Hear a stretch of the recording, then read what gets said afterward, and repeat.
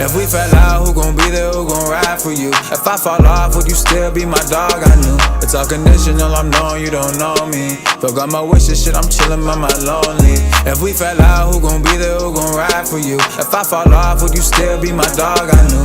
Sup? Though, I don't have any popcorn right now, but that's because it's really late. Even though I am starving right now, I try not to eat really late. But best believe me, the popcorn is still with us in spirits. Some of y'all may have popcorn. Some of y'all may have like M&M's, chips. So comment below, you know what I mean, like the snack that you have at this very given moment, or the snack that you're about to get.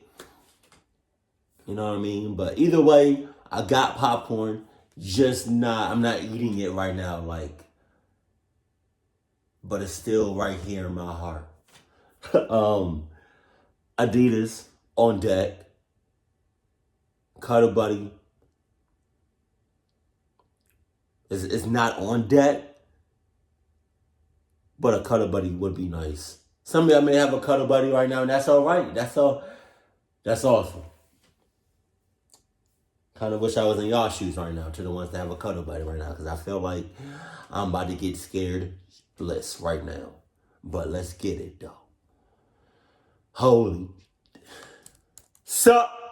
Even though I already said that. Though. So loud. The AirPod Pros, something else. Halloween used to be one of my favorite holidays. Right. Now I kind of just enjoy it when I have a decent party to go to. Nope. Halloween was, still is, and will ever not be my favorite holiday. Halloween scares the hell out of me. I don't know how people do it. You know what I mean? And it's just like, you just said, you know what I mean? Like every now and then you'll go to a party or something on Halloween. Like, no. My scary ass, will every Halloween stay indoors. You know what I mean? Like, it's like the 4th of July. Like, you got the fireworks, you know, popping off in the sky. But then, like, you know what I mean? But then it's like you got somebody somewhere else, like down the street or whatever, shooting real guns in the sky or at somebody at the same time the fireworks pop off.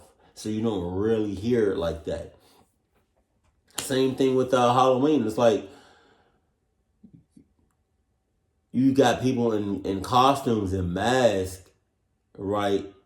You know what I mean? And that's like the theme, and that's what you're supposed to do. But it's like, can you really differentiate? How you say it? Differentiate? I cannot say that. Can you really like tell the difference between somebody dressing up like Michael Myers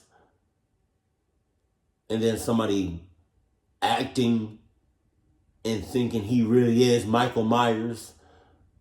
Like, I don't think off bucks, you can't tell the difference. Especially if the one that's playing around like Michael Myers and then the one that's think he is Michael Myers, you can't tell the difference, especially if they got the same mat, like the same outfit. Nah, I'm not taking that chance. In 2018, when I was a senior in college, my friend Tracy's sorority was going to be throwing a big Halloween party at the sorority house. Right. She said I could bring one friend since they didn't want too many outsiders at the party. So I invited my best friend Cody. We're very last minute people when it comes to Halloween costumes. The party was that night and we didn't have anything. Mm-hmm. Cody was working late, so he'd have to meet me right before the party. So he asked me to get a costume for him and he'd just Venmo me the money. I ran to the nearby Spirit Halloween store that opened up like 5 minutes from my house. I was just shotgunning it. I picked a Where's Waldo costume for myself and a Superman costume for Cody.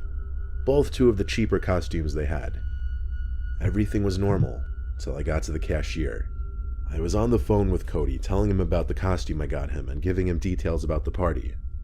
I told him which sorority it was, that Tracy got us the invite, gave him the address, and then he convinced me to pick him up instead of us just meeting, stuff like that.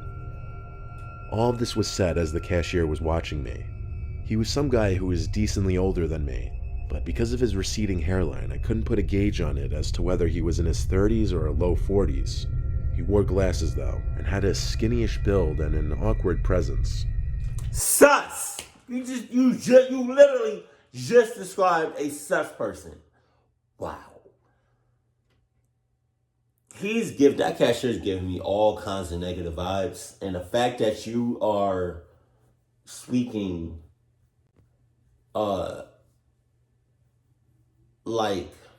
you're speaking like nobody's in front of you or nobody's around you. You're speaking like you're in private. You know, giving out all kinds of like, you know what I mean? Like very vital, secret information. You know what I mean? Like specifically, like you just said a whole address. And he's looking at you talking about something.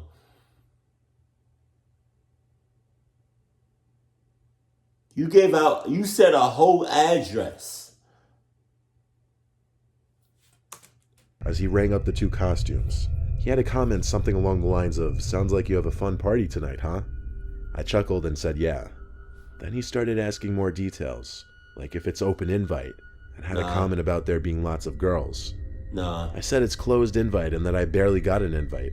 He said it's all good. Then he shook my hand and introduced himself as Mike. So I did the same and told him my name was Sean. And I left. Wow. It was weird. Fast forward to later that night. I picked up Cody and we arrived to the party around 10 p.m. It sounded loud inside, and there were multiple groups of people entering the house before us. At the door, a girl asked us who we knew there, and I told her Tracy. She let us in, and we were in this huge living room area. Music blasting, all the lights dimmed low, Halloween decorations everywhere, and to top it off, people with red cups full of booze crowding the place. We saw Tracy and hung around her for a while. We played beer pong and other drinking games. It was a very legit party. But then, at some point, there was a commotion by the front door area. Cody, Tracy, and I and a few others walked over, and the girl at the door started calling out, "Where's Tracy?" She came forward, and the girl asked, "Who is Sean?" I said, "I am." Then she asked me who that creepy guy we invited was. I was confused and said, "Who?" She described some older-looking man in a cowboy costume with a fake mustache. He apparently inappropriately touched one of the girls, trying to get her into a separate room, and she screamed for help. Then he took off with something in his pocket. None of the guys chased after him or anything.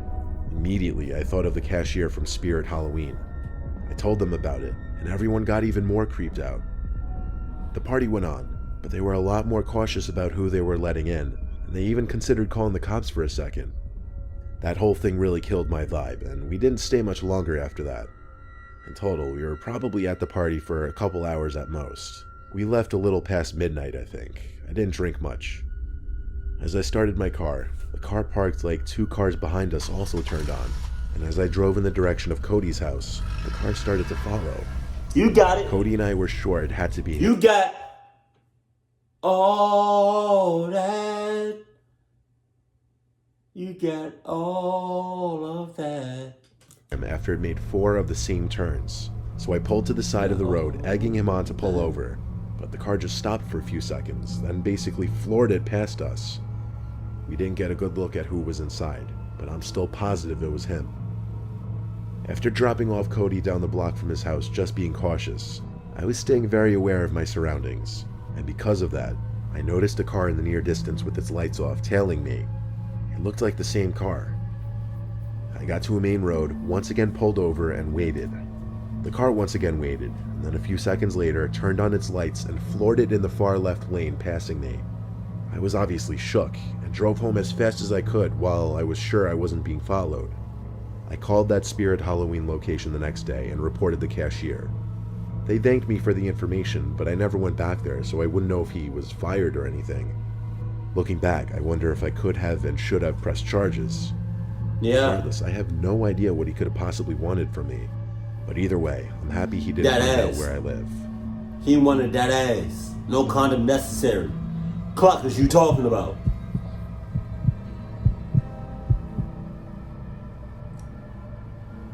Halloween of 2019 was the most terrifying night of my life. I live in Okay. Australia, and because we don't celebrate Halloween as enthusiastically, we don't get as many trick-or-treaters, around 5 or 6 people at most. I am personally a huge fan of Halloween though, to the dismay of my parents who would prefer not to acknowledge it. Obviously that leaves me in charge of putting up decorations and handing out candy. This particular year, Halloween fell on a school night and a storm began just after 6 o'clock, which unfortunately meant my efforts preparing the decorations had pretty much gone to waste. Ignoring my better judgment, I still waited for trick-or-treaters in the living room and watched The Conjuring to pass the time. Around an hour and a half later, I got a message from my friend M on our group chat, asking if anyone would like to mess around and go trick-or-treating. At first I was confused. We hadn't gone trick-or-treating in over 5 years, but I decided it would make the night more enjoyable as nobody was knocking on the door anyway.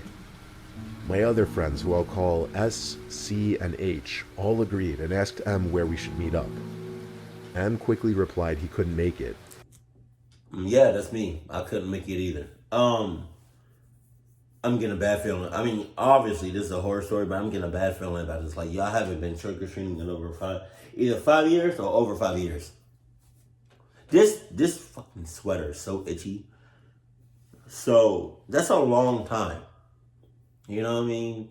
Of not doing something. So, and I think, I don't know. For me, like, when I stop doing something, and it's been a while, I'm probably not going to do that thing again. Excuse me. I haven't done it in 5 years. Come on. And I seem pretty, like, of age. So, just cut it. Cut it. Cut it. Keep the Halloween shit to the sus mother clucky. To the cluckies. To the cluckies. Which was strange because he was the one who offered to go trick-or-treating, but he suggested a house which has lots of candy. Me, S, C, and H all arrived at the house within half an hour. A large table with a pumpkin bowl filled with lollipops stood at the front porch, and after checking the windows to make sure we weren't being watched, we emptied the bowl between us, only leaving a few to avoid suspicion. As we turned around to leave, we were greeted by 2 men dressed as clowns approaching us up the driveway. Oh They my had God. huge painted smiles and tilted heads. I could tell we were all creeped out, and one of my friends screamed as they started bolting towards us, one squeaking its rubber nose as they chased. After running for what felt like an eternity, we finally lost them. We decided to go to M's house so we could discuss what just happened in a safe area. However, when M answered the door, he burst into laughter. "What the hell are you guys doing?" he said, confused. "You told us to go trick-or-treating. Can you just let us inside?" S replied. After sitting down on M's couch, we all soon realized M had lost his phone earlier that day, and a stranger had snap. suggested the idea of going to that house, presumably Oh my some God. sort of trap from the clowns. After another half hour, I cautiously made it home by 9:30, finished my movie, and went outside to collect the candy bowl I set up. I was shocked to see the bowl was completely empty. However, my stomach turned when I saw a clown nose was now laying inside of it. I told my parents everything that happened, and showed them the clown nose that had been left at our house. They assured me it was just some Halloween prank. I woke up around 1 a.m. to noises coming from my bedroom window, like rocks hitting the glass. Although I was scared half to death, my curiosity got the better of me. I eventually opened the blinds. Yeah. Your curiosity got the better of you. Yeah, your curiosity got to cluck you up. I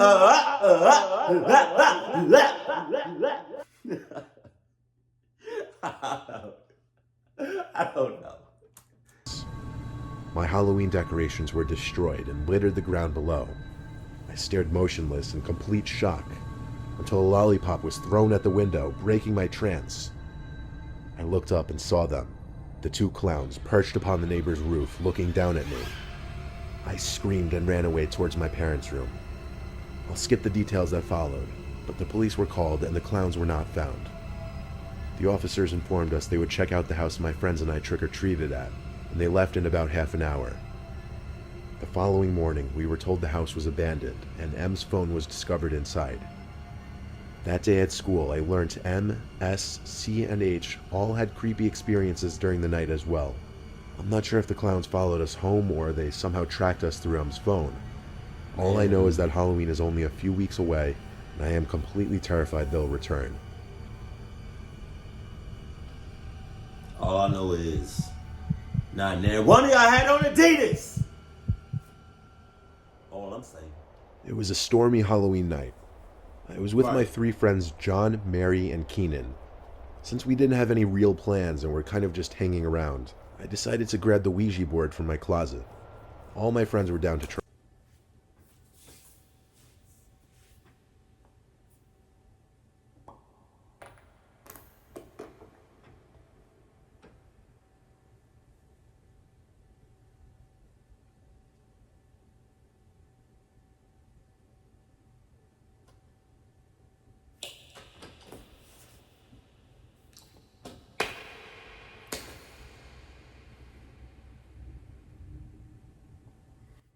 Out of all things you decide to grab from your closet, you grab one of the most cluckiest things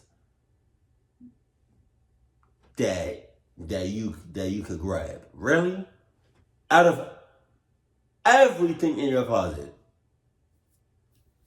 Bro.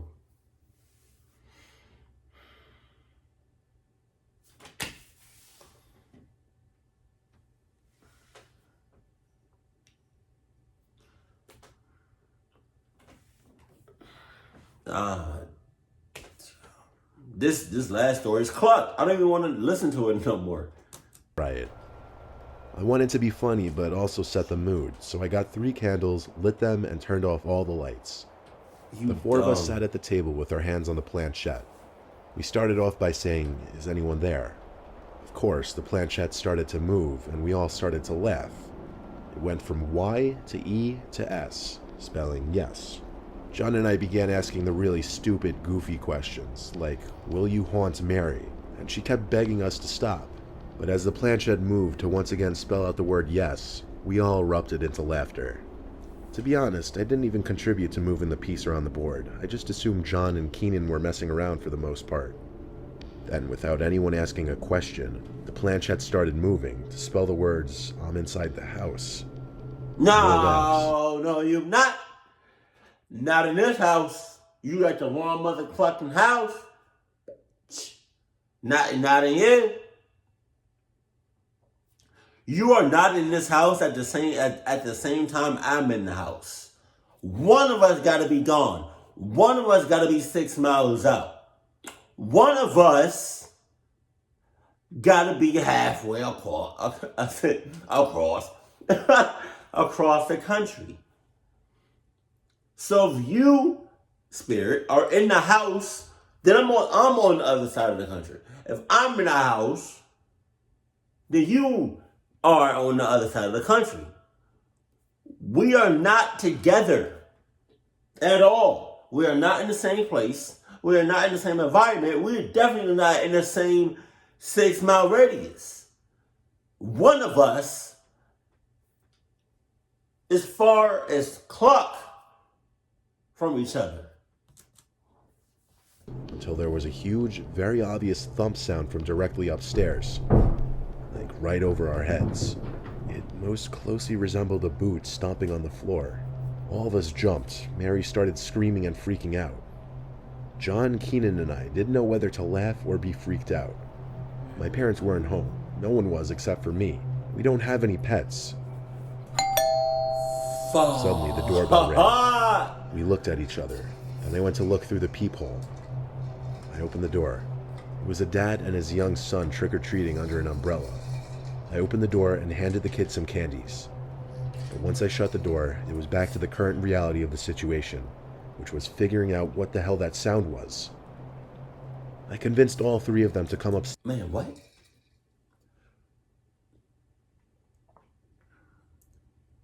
You're in a whole ass cluck situation right now, and you worried about some candy. You worried about some kids at the door. You worried about the doorbell. Like,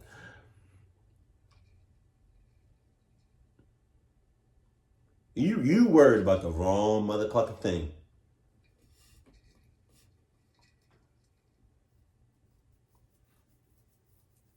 You got bigger.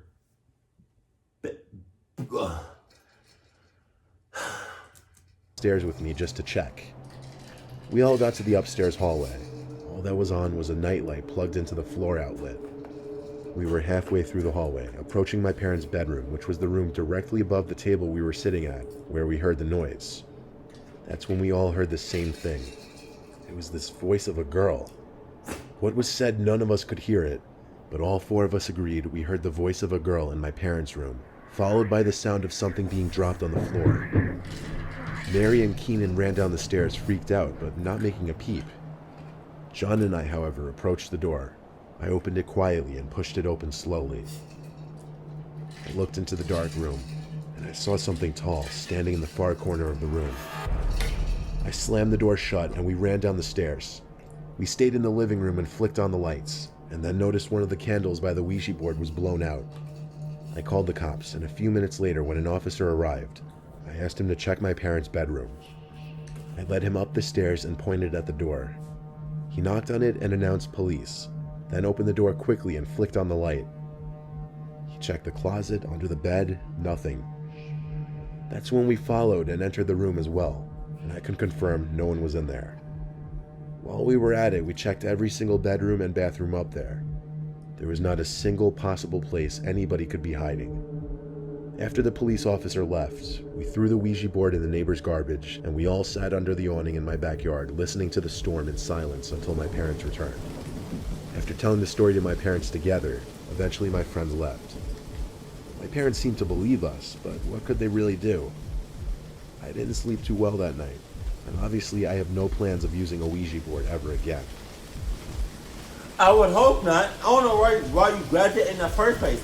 And I really don't know why it was in your house. And I really don't know why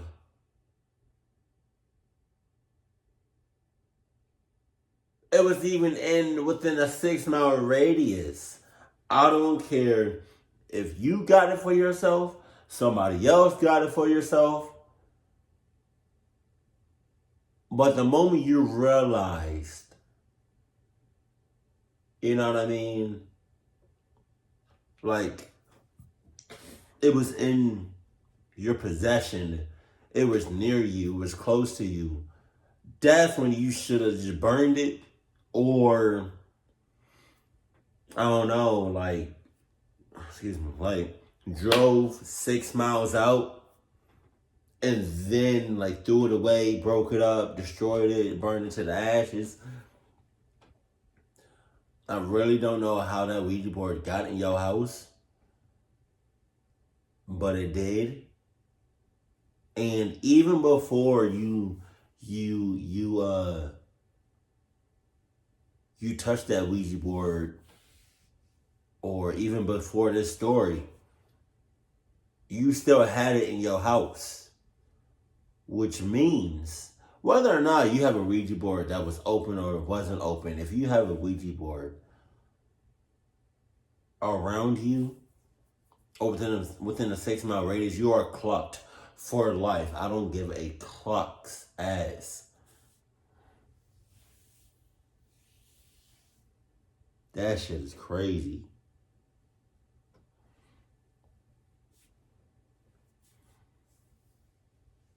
And out of all nights, Halloween, really?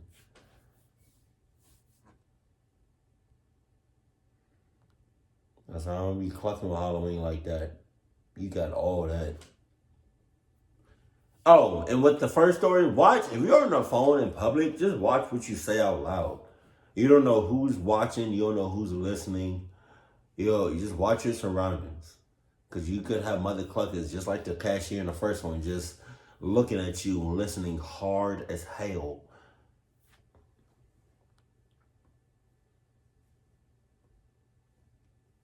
But yeah, man.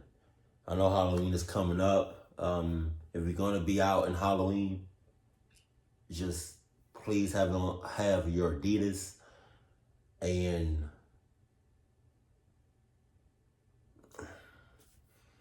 just watch your back, watch your surroundings. Watch what you say to people.